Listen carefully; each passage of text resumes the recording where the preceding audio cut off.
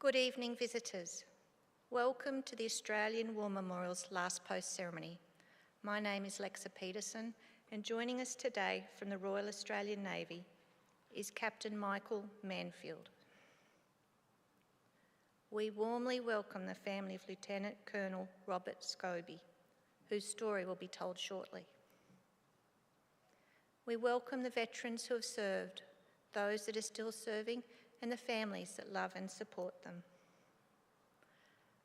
The live stream of this ceremony is made possible by the Returned and Services League of Australia and the RSL and Services Clubs Association.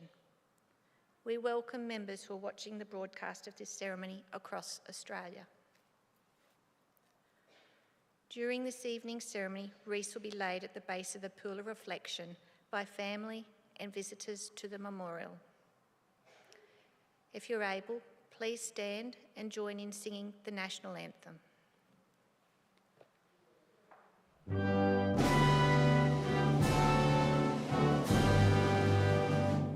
Australians, oh, let us rejoice, for we are one and free.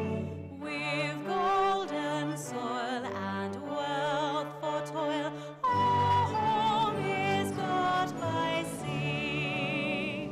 Our land abounds in nature's gifts of beauty, rich and rare. In history's page, let every stage advance Australia fair. In joyful strains, then let us sing, advance Australia fair. If able, please be seated.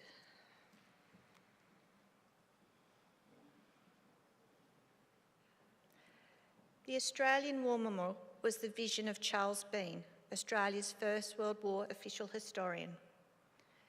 Bean landed with the Australian troops at Gallipoli and stayed with them at the front through to the end of the war. The idea of this national memorial and museum came to him at Pozières, France, in the depths of the bloody fighting of 1916. Bean's idea was that this would be a place where families and friends could mourn loved ones buried in faraway places.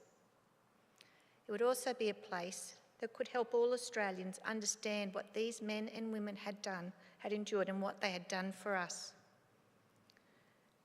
Bean's vision, to which we remain true, is best expressed as inscribed in the entrance to the memorial's galleries.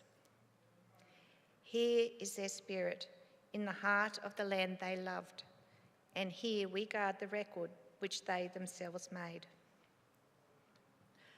Tonight we will read the story behind just one of those on the Roll of Honour, which lists the names of more than 103,000 men and women who have given their lives for us in war and on operations for more than a century.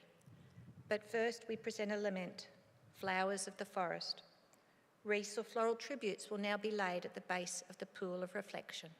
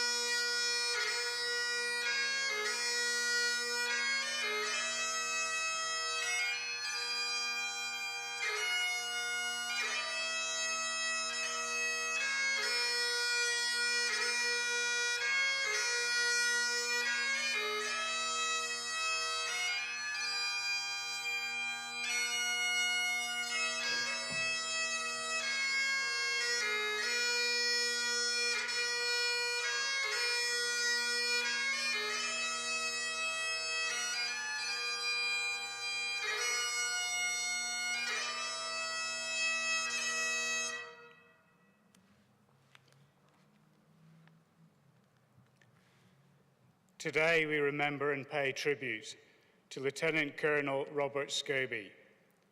Robert Scobie was born on the 31st of March 1871 in Maitland, New South Wales. Known as Bob, he was one of two children born to politician Robert Scobie Sr. and his wife Mary. Bob received his education at Maitland Superior Public School and later studied at Maitland Boys High School, where he was a keen member of the cadets. On completion of his schooling, Bob continued to take an active interest in military matters and volunteered in the local militia. He was made lieutenant in 1900 and the following year was deployed to South Africa, where he took part in the fighting at Cape Colony, Transvaal and the Orange River Colony. He returned to Australia after 18 months of service, having received the Queen's Medal with 5 clasps.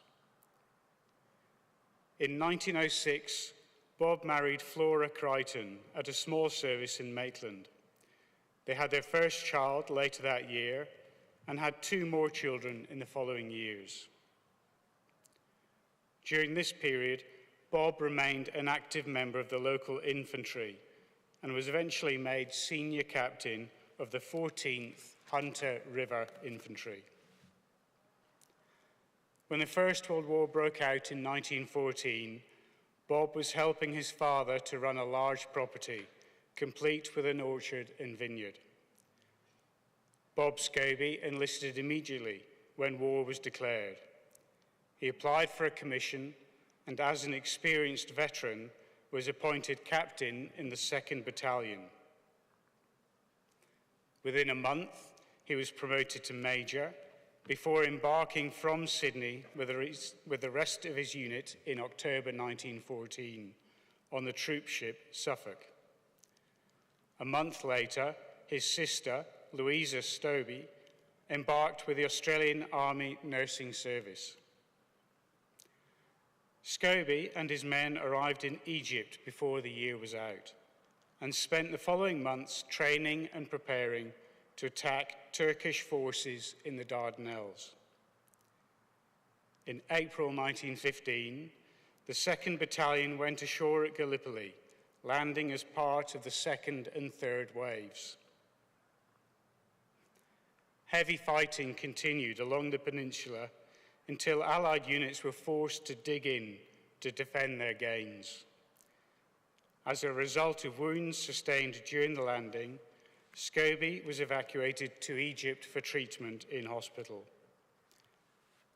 While there, he sent a keepsake home to his son, a cap bearing a bullet hole from a near miss on the peninsula. He accompanied the item with a letter and requested his son to look after the family, having had a premonition that he would never see his wife and family again. His prediction would prove true. Scobie rejoined his unit on Gallipoli in July. Less than a week later, he was appointed Lieutenant Colonel and was made second in command of his battalion. Within weeks of this appointment, Scobie would take part in another major offensive aimed at advancing the Allies' position. The 2nd Battalion would be tasked with attacking enemy positions at Lone Pine, forming part of a diversion to cover Allied units attacking positions at Chunuk Bair and Hill 971. Scobie and his men attacked in the early hours of the morning of the 6th of August 1915, charging towards the enemy's position. As they reached the Turkish lines, advancing troops were met with trenches that had been covered by pine logs, offering protection to the enemy and severely hindering the Australian advance. Troops were forced to break through the log roof, often engaging the enemy in hand-to-hand combat. Despite the odds, the main Turkish trench was taken in just 20 minutes. Their success was short-lived, however, and the enemy began a fierce counterattack to drive the Australian forces back. In doing so, multiple posts were placed at risk of being overrun, and Scobie went forward to assess the situation.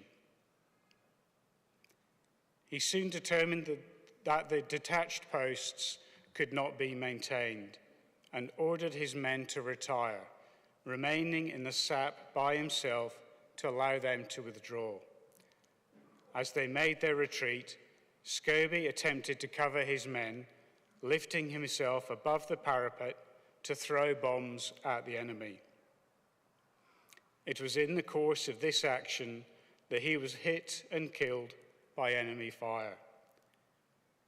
His death was only the beginning of the Allies' misfortune. Over the days of fighting that followed at Lone Pine, Australian forces suffered more than 2,000 casualties. Just 5 months after his death, Scobie was posthumously awarded a mention in dispatches for his role in the Gallipoli campaign. Today, he lies at Lone Pine Cemetery at Anzac. Beneath the inscription chosen by his family, it reads, "Their glory shall not be blotted out." Lieutenant Colonel Bob Scobie was 44 years old.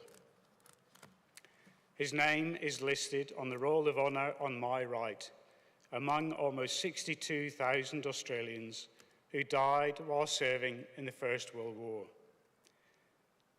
His photograph is displayed today by the Pool of Reflection.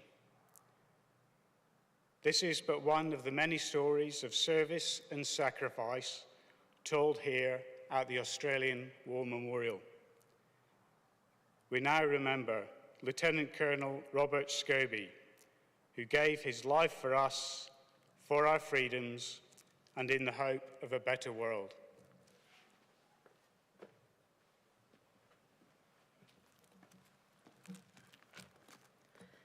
Please stand for the reading of the ode and sounding of the last post.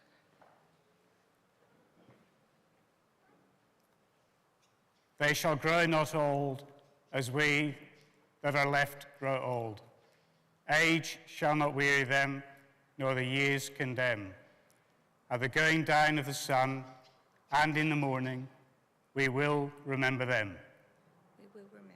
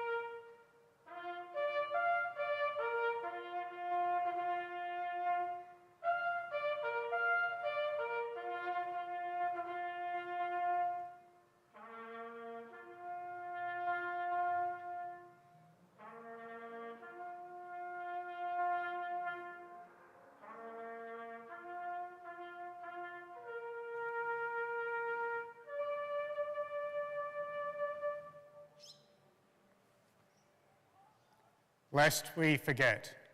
Lest we forget.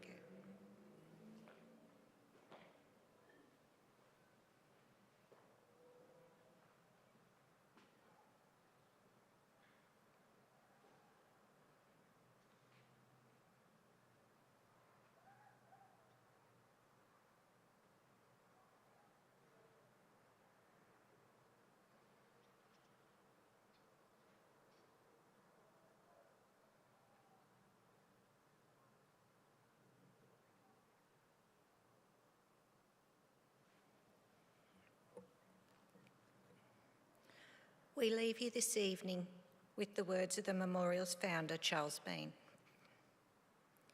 Many a man lying out there at Pozieres or in the low scrub at Gallipoli, with his poor, tired senses barely working through the fever of his brain, has thought in his last moments, well, it's over. But in Australia, they will be proud of this. Ladies and gentlemen, that concludes the last post ceremony. On behalf of the Director, staff and volunteers, thank you for visiting the Australian War Memorial today and for your continued support during the Memorial's development project. We wish you all a very pleasant evening.